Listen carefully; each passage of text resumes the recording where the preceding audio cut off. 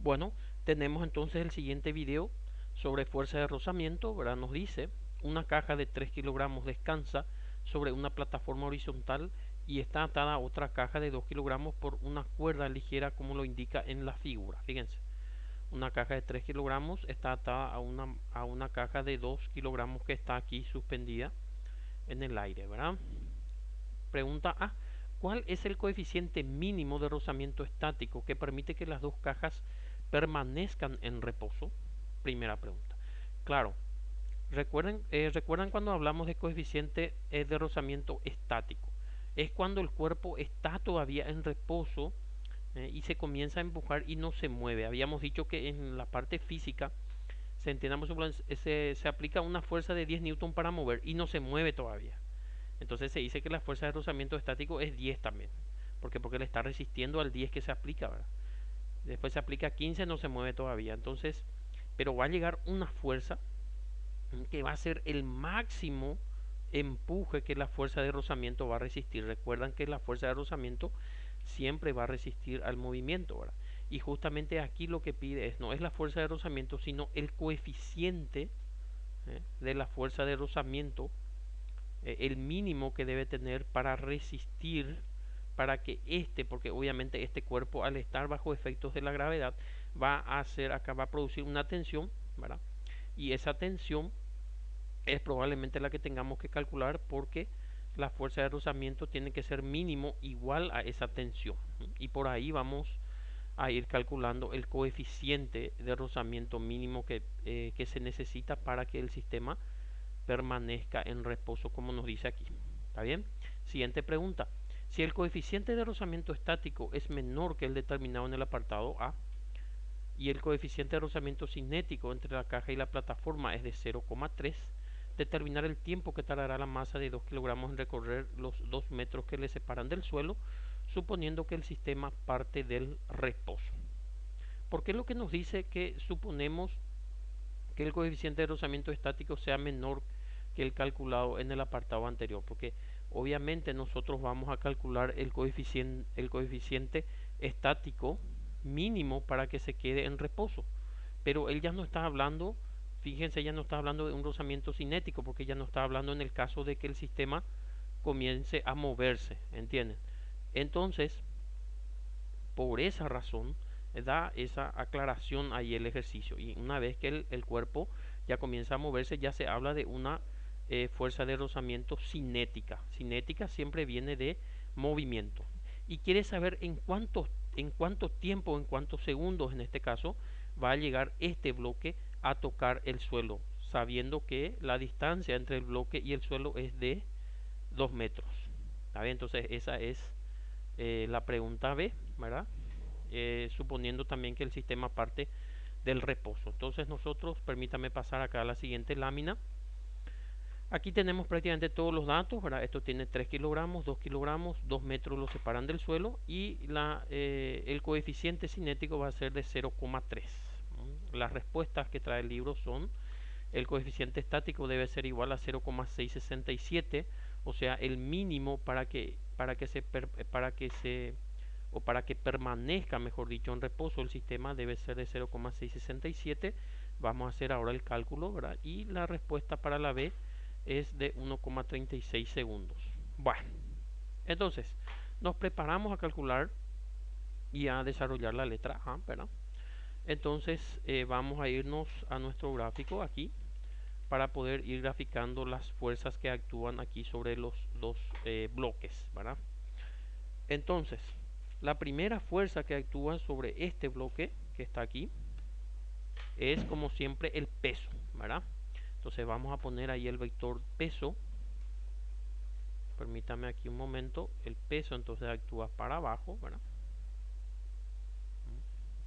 Y vamos a ponerle ahí el nombre, ¿verdad? En este caso, a ver si le podemos poner peso 1 o peso 2, puesto que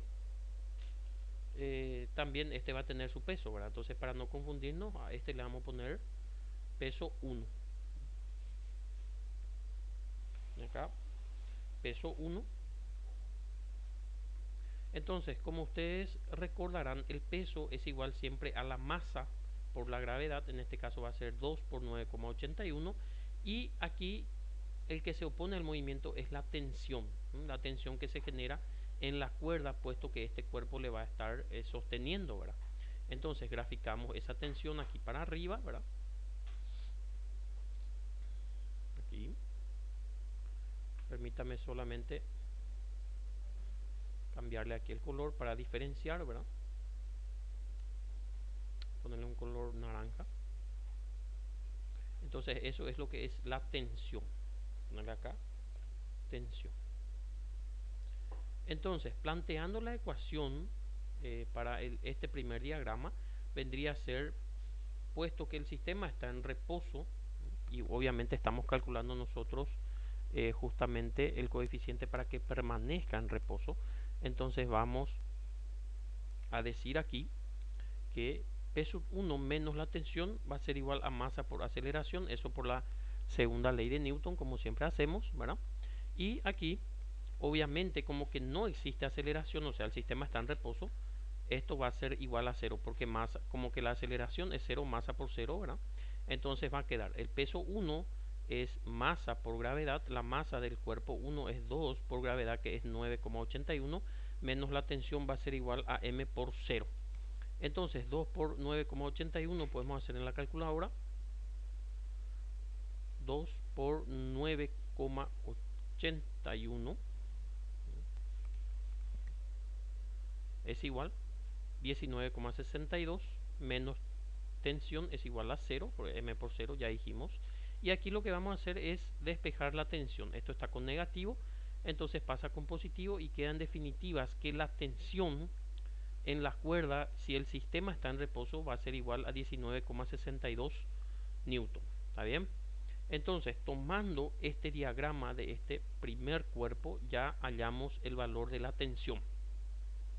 Ahora vamos a concentrarnos aquí en el segundo cuerpo, ¿verdad? Ahí lo que se produce es la fuerza de rozamiento, donde la tensión va a actuar en este sentido, aquí, ¿verdad? Voy a ponerle también el color el mismo que el otro, puesto que se trata de la misma fuerza, ¿verdad? Esa también entonces es la tensión, ¿tá? Y la que va a actuar en el otro sentido va a ser justamente la fuerza de rozamiento estático, ¿verdad? Entonces vamos a poner que la fuerza de rozamiento siempre se opone al movimiento, y como que aquí el movimiento quiere estar empujando para abajo, entonces la fuerza de rozamiento va a ir para el otro lado. Entonces vamos a poner otro color este. Entonces esto es lo que es, vamos a ponerle acá, así, fuerza de rozamiento máximo. Lo máximo que ella pueda resistir, ¿verdad? Eso es lo que está pidiendo. ¿Está bien? Bueno. Entonces, fíjense que acá también se calcula la normal y el peso, ¿verdad? Porque esto también tiene un peso para abajo. Vamos a ponerle entonces, este va a ser P sub 2. Y va a tener para arriba lo que es la normal, ¿verdad? Entonces, ponemos aquí la normal.